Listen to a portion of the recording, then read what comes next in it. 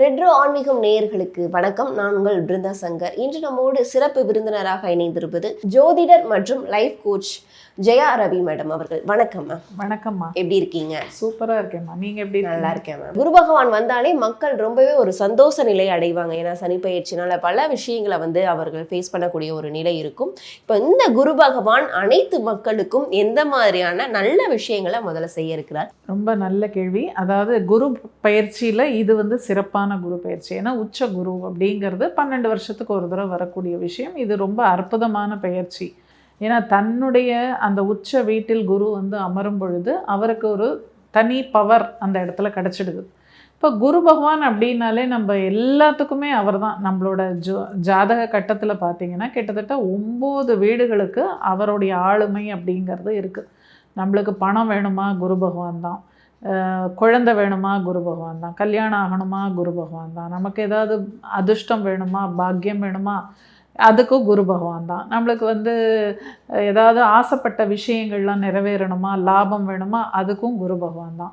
So இந்த 5 பாவங்களையும் அவர் கையில் எடுத்துக்கிறாரு. மேலும் அவர் பார்க்கக்கூடிய பாவங்கள்ங்கிறது 3 பாவம், அப்போ 8. அவர் உட்கார்ந்துருக்கிற பாவம் 9. அப்போ மொத்தம் 12 கட்டத்தில் 9 கட்டத்துக்கு அவருடைய ஆளுமை தான் இருக்குது. ஸோ அவருடைய தயவு இல்லாமல் எதுவுமே பண்ண முடியாது. அவர் முழு சுபர் தான். ஜோதிடத்தில் அவருக்கு ஒரு தனி அந்தஸ்து.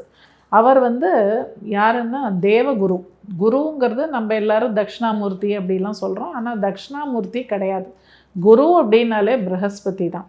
ஸோ அந்த ப்ரஹஸ்பதி அப்படின்னு சொல்லக்கூடிய அந்த தேவகுரு நமக்கெல்லாம் நல்லதை பண்ண தான் வராரு. ஏன்னா நம்ம ராசி மண்டலத்திலே பார்த்திங்கன்னா, அதாவது மற்ற கிரகங்களை, சூரியன் சந்திரன் இந்த 2 கிரகங்களையும் நம்ம கண்ணால் பார்க்க முடியும் எல்லாருமே.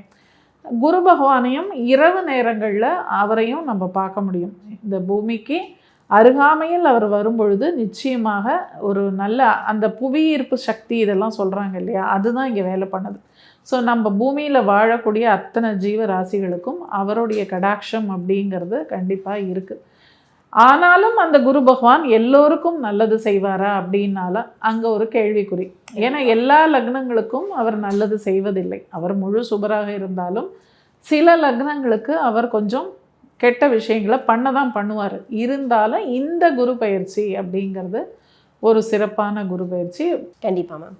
ஒவ்வொரு ராசிக்கும் எப்படி இருக்குது அப்படின்னு ராசி ரீதியாக பார்த்துடலாம். இந்த குரு பயிற்சி காலகட்டங்களில் இவர்களுக்கு எந்த மாதிரியான நல்ல விஷயங்கள்லாம் வர காத்திருக்கு மேம்? மிதுன லக்னம் ராசியில் பிறந்தவர்களுக்கு இந்த குரு பயிற்சி எப்படின்னா, ஜென்ம குருலேருந்து அவங்களுக்கு குரு பகவான் நகர்ந்து தனஸ்தானத்துக்கு வராரு. 2ஆம் இடம்னு சொல்லக்கூடிய கடகத்துக்கு வராரு. ஸோ பொதுவாகவே குரு அமர்ந்த இடத்தை விட அவர் பார்க்கும் இடங்களை தான் விருத்தி செய்வார் அப்படின்னு நம்ம சொல்லுவோம்.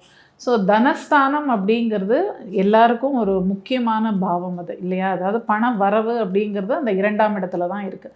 அங்கே குரு உட்காரும்போது அந்த பாவத்தை அவ்வளோ சிறப்பாக பண்ணுவாருன்னு சொல்ல முடியாது. இருந்தாலும் அவர் பார்க்கக்கூடிய பாவங்கள் 6ஆம் பாவத்தை பார்க்க போகிறாரு. 6ஆம் பாவம் அப்படிங்கிறது ருண ரோக சத்ருஸ்தானம் சொல்கிறோம்.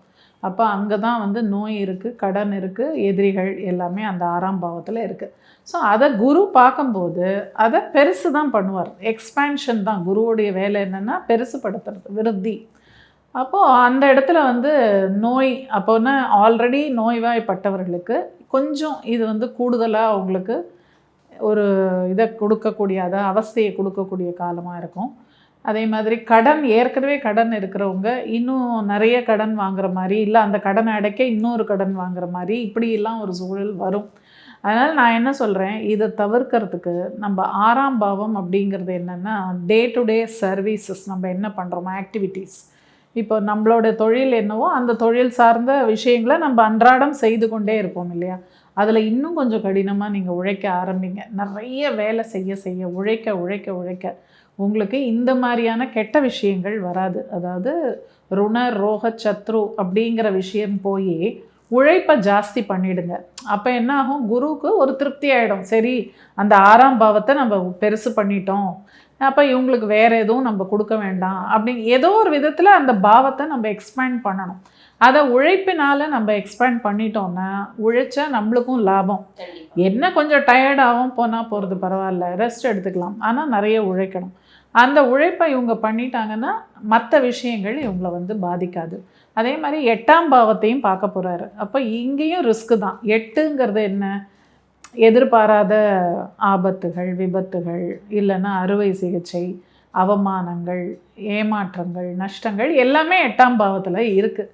அப்போ இதை வந்து அந்த குரு பார்க்கும்போது இதையும் பெருசு தானே பண்ணுவார் இல்லையா? அப்போ நம்ம என்ன பண்ணணும், அதை அவர் பண்ணாமல் இருக்கணும் அப்படின்னா நம்ம அதை வந்து ஒரு சர்வீஸாக நம்ம பண்ணிட்டோம்னு வச்சுக்கோங்களேன். இப்போ யாருக்காவது கஷ்டத்தில் இருக்காங்க, இல்லை யாருக்காவது வந்து உடல்நிலை சரியில்லாமல் இருக்காங்க, அவங்களுக்கு போய் நம்ம ஏதாவது ஒரு உதவி பண்ணி சர்வீஸ் பண்ணிட்டோம்னு வச்சுக்கோங்களேன், அப்போ அந்த விஷயமும் நம்மளுக்கு வராமல் அது தடுக்கும். ஸோ இதை எந்த பாவத்தில் பிரச்சனை இருக்குதுன்னு நம்ம நினைக்கிறோமோ அங்கேருந்தே ஒரு தீர்வையும் நம்ம எடுத்துடணும்.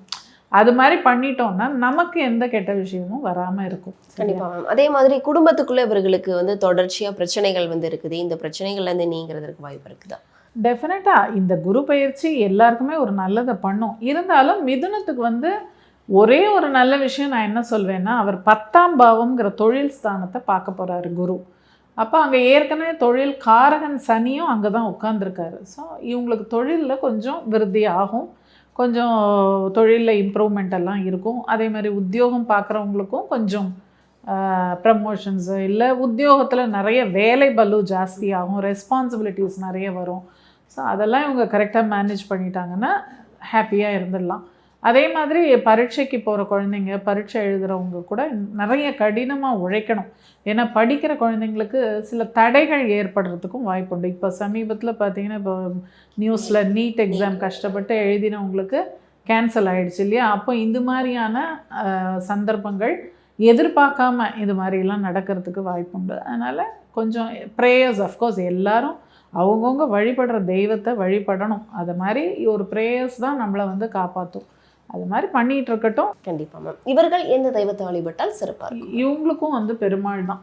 ஏன்னா இங்கே மிதுனம் அப்படிங்கிறது புதனுடைய வீடு, 5ஆம் இடம்ங்கிறது சுக்கிரனுடைய வீடு, 9 சனியுடைய வீடு. ஸோ இது 3க்குமே காமனாக பெருமாள் வழிபாடு உங்களுக்கு சிறப்பாக இருக்கும். லக்ஷ்மி நாராயணன், இல்லை லக்ஷ்மி நரசிம்மன், அந்த மாதிரி தெய்வங்களை வழிபடலாம். நீங்கள் வந்து ஆரம்பத்திலேயே சொன்னது என்ன அப்படின்னா, 12 ராசியினருக்கும் வந்து ஒரே வேண்டுதல் தான் அப்படின்னு சொல்லிட்டு, ஒரே வந்து தெய்வ வழிபாடை மேற்கொண்டால் இந்த குரு பயிற்சியில் அவர்களுக்கு ரொம்ப சிறப்பாக இருக்கும் அப்படின்னு சொல்லியிருக்கீங்க.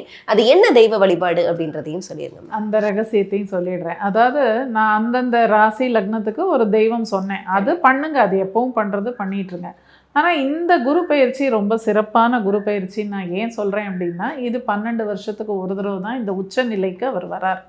அப்போ இந்த கடகம்ங்கிறது என்ன? மோட்ச ராசி. இங்கே வந்து குரு பகவான் இதை வந்து என்ன சொல்கிறாங்க, தாயார் ஸ்தானம்னு சொல்கிறாங்க.